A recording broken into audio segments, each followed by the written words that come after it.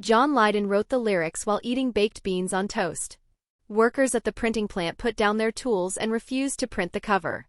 The BBC left a blank space in their charts rather than print the title. 2 members of the band were attacked with knives and an iron bar on separate occasions the same week.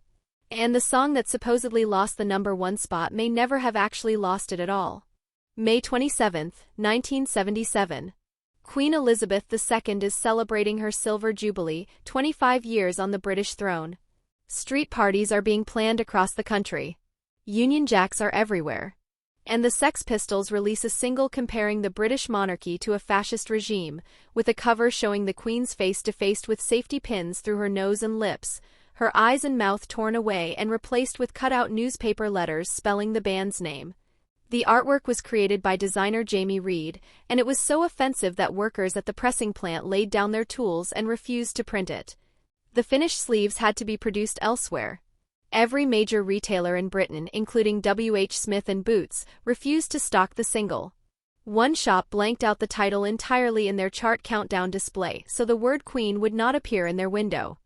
The song itself had already destroyed 2 record deals before it was ever released. EMI dropped the Sex Pistols in January 1977 after paying them £40,000 to go away.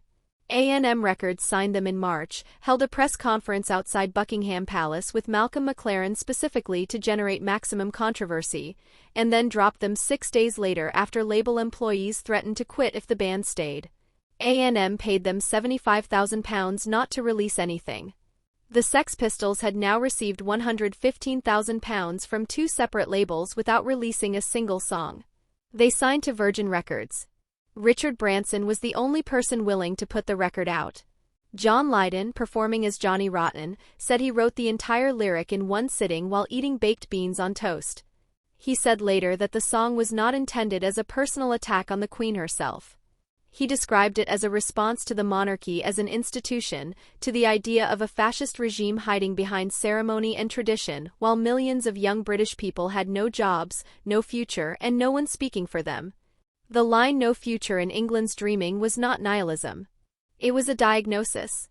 The BBC banned the song from broadcast immediately. They went further than just refusing to play it. In their printed chart listings, they left a blank space where the title would have appeared, rather than allow the words "God Save the Queen" to appear in print associated with a punk rock band. Commercial radio followed the BBC's lead. The song received essentially 0 airplay anywhere in Britain during the week of its chart peak. And yet it sold. It sold so fast that it entered the charts at number 11 and within days had climbed to number 2. The official number 1 that week was Rod Stewart's "I Don't Want to Talk About It." Malcolm McLaren immediately claimed that the Sex Pistols had actually outsold Rod Stewart by a significant margin. In 1998, more than 20 years after the fact, the Independent newspaper reported that the charts had been manipulated for 1 week only, specifically by excluding sales from Virgin's own record stores from the final count. Those excluded sales, if included, would have made "God Save the Queen" the #1 single in Britain during the Silver Jubilee celebrations.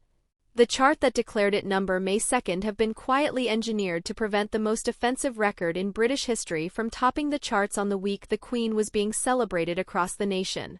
The band celebrated the release by hiring a boat called the Queen Elizabeth and sailing it down the Thames past the Houses of Parliament while playing the song on deck. The Metropolitan Police intercepted the boat and arrested 11 people including Malcolm McLaren as it came to the dock. Paul Cook, the drummer, was attacked outside Shepherd's Bush tube station by 6 men armed with knives and an iron bar. John Lydon was attacked with razors outside a pub in Highbury.